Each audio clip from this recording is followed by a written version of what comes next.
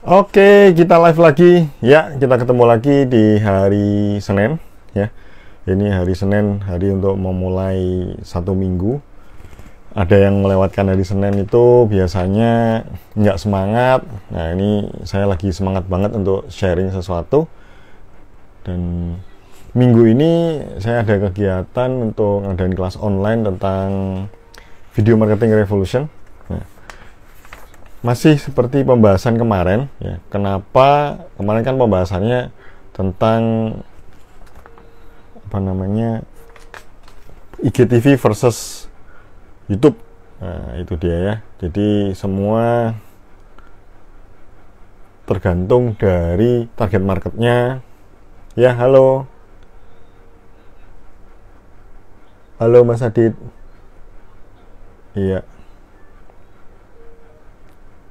keuntungan video. Nah, hari ini saya akan sharing tentang keuntungan menggunakan video sebagai saat posting ya. Oke. Kemarin saya sempat jelaskan ya, seperti IGTV atau YouTube mana yang lebih baik untuk digunakan. Semua tergantung dari target marketnya. Kalau Anda mempunyai target market di fashion ya, atau target market di apa istilahnya desain ya, terus pariwisata, nah itu IG juga cocok. Namun kalau Anda ingin mendapatkan income sekalian bikin konten ya, bikin video, nah itu YouTube juga menjadi salah satu pilihan. Kemudian hari ini saya akan sharing kenapa perlu pakai video sih gitu ya. Kenapa kok nggak tulisan aja, kenapa nggak foto yang menarik ya. Kalau dari sejarahnya saya mau ceritakan bahwa dulu di tahun 1999 saat internet ini baru rame-ramenya ya, saat itu saya juga baru tahu Google itu sebuah website itu banyak tulisan dengan sedikit gambar. Lama-kelamaan banyak gambar dengan sedikit tulisan. Nah, ada perubahan signifikan sejak di tahun 2010-an, ya, di mana saat jaringan internet juga mulai cepat, video menjadi pencarian orang-orang untuk mencari informasi. Kalau informasinya itu berupa tulisan, orang akan minim lihat gitu kan. Nah, kalau itu berupa video, orang akan jauh lebih mudah mencarinya. Terbukti ya, sekarang kalau Anda mencari sebuah tutorial atau sebuah jawaban dari pertanyaan yang Anda inginkan, kalau Anda menemukannya di Google, ada pilihan teks ataupun video, kemungkinan cenderung Anda lebih menonton video ya. Kalau di teks mungkin merasa kurang jelas, kurang detail. Nah, itu dia biasanya orang akan mencarinya di video. Oke. Lalu apa tujuan keuntungan untuk menggunakan video? Yang pertama adalah, ya tadi seperti yang saya sampaikan, penjelasannya jauh lebih banyak. Jadi Anda kalau pakai video, Anda bisa lebih jelas, lebih detail, sehingga orang lebih paham dan makin tertarik untuk membeli produk Anda ya. Itu dia. Jadi kata kuncinya adalah lebih jelas. Karena foto terbatas, teks juga terbatas. Sepanjang-panjangnya teks, ya, ada bagian detail yang tidak bisa dijelaskan. Oke. Kalau semakin panjang, orang juga malas untuk membacanya. Kemudian yang kedua lebih menarik, lebih interaktif, ya, karena bisa lihat orangnya, ya, ada warnanya, ya, ada melihat ekspresinya. Nah, tulisan dan foto kurang bisa menggambarkan ekspresi jauh lebih banyak dibandingkan video.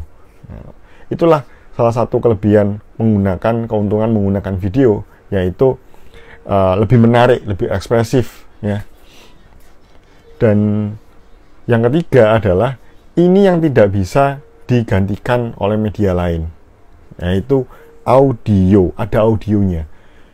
Video itu memiliki audio dan berbeda dengan video yang foto digerakkan, itu kurang, daya tariknya kurang untuk menarik pembeli. Itu ya cukup, tapi kurang dibandingkan video yang berbicara seperti ini ya. Ada orangnya yang berbicara, lalu atau menemukan sesuatu. Nah, itu dia. Jadi yang perlu diperhatikan adalah tentang videonya, apakah memiliki audio yang cukup jelas. Nah, ini cukup jelas. Kenapa? Karena dengan kamera yang seadanya, ya, gambar yang seadanya, ya saya bilang nggak terlalu bagus banget, nggak perlu kamera mahal, orang masih bisa melihat, mendengarkan. Karena yang terpenting adalah kalau gambarnya agak buram sedikit, ya, atau kurang jelas, tapi suaranya usahakan jelas, nggak ada masalah itu, ya. Orang nggak ada terlalu mempermasalahkan. Tapi kalau gambarnya jelas, tapi suaranya itu berisik, ya, walaupun dengan kamera yang mahal sekalipun, orang nggak akan suka nonton video sejenis itu. Nah, oleh karena itu, ya, kualitas audio itu penting pakai banget, ya. Jadi kalau Anda membuat konten video, yang dipikirkan yang pertama kali bukan apakah kamera saya cukup bagus, yang terpenting adalah apakah audionya cukup jelas. Nah, itu kan ya. Kalau nggak cukup jelas, lebih baik Anda gunakan media lain atau kamera seperti ini, ya, sehingga bisa jauh lebih jelas. Kalau lebih jelas, pendengar jauh lebih nyaman untuk mendengarkannya. Nah, kenapa? Karena media video yang kelebihannya adalah di audionya. Bahkan, ya, dengan mendengarkan audio saja, orang bisa tahu, oh, ini suaranya si A ya, oh, ini iklannya si B ya. Nah, seperti itu, ya, karena membedakan audionya. Oke. Terus yang keempat adalah video ini seakan-akan orangnya lebih dekat, seakan-akan kita bertemu secara langsung, seperti itu, ya. Nah, itu salah satu kelebihan dari video. Jadi, walaupun tidak bertemu secara langsung, orang merasa nyaman. Oke, pertemuan virtual lah istilahnya. Dan ini sebuah tips kalau Anda ingin berjualan online agar orang itu merasa nyaman, ya, kirimkanlah video, atau Anda sering-sering bicara berupa video, ya, Anda kirimkan ke calon pembeli Anda. Itu membuat mereka percaya, oh, ini toh suaranya si A, orangnya akan mau saya transfer uang. Oh, ini toh yang saya mau beli barangnya di orang ini. Nah, itu akan jauh lebih nyata, lebih jelas. Oke? Dan ya, tingkat kepercayaan orang itu akan naik. Dan tingkat kepercayaan ini penting, ya, Bapak Ibu. Kenapa? Karena orang membeli di online itu berdasarkan kepercayaan. Saya rasa beli dimanapun, ya, itu juga butuh kepercayaan. Namun kalau online, untuk meningkatkan kepercayaannya ini nggak semudah di offline. Kalau offline kita ketemuan dah, ya. Kalau offline ketemuan dan orang bisa lebih percaya. Namun kalau di online, orang butuh cara lain, ya. Tidak bisa posting saja tulisan atau foto, perlu dengan video, ya, atau audio, seperti itu, ya. Dan yang terakhir, yang kelima adalah personal brand. Saya sering dapat pertanyaan, Pak Pras, ini yang saya brandingkan produk saya atau sayanya sendiri sebagai penjual? Oke, saran saya yaitu Anda sebagai penjual. Kenapa? Ya, karena rata-rata UKM atau omset yang di bawah 100 juta ke bawah, itu produknya bisa berganti-ganti. Entah bulan ini ganti, tahun depan sudah nggak jualan lagi, ya. Nah, saran saya, Anda lah yang sering muncul. Oke? Dengan begitu, saat jualan Anda tidak Anda jual lagi, ya, orang percaya tetap sama apa yang dijual. Jadi Anda tinggal pegang produknya yang baru, sekarang saya jualan ini, orang langsung percaya, seperti itu. Jadi ya itu, jangan membranding ke produk, karena kalau Anda sering gonta-ganti produk, karena produk juga belum pasti, ya, kecuali kalau Anda perusahaan sebesar yang mie goreng terkenal itu, ya, mereka yakin bahwa 30 tahun lagi atau 50 tahun lagi produk yang dia buat masih bakal disukai.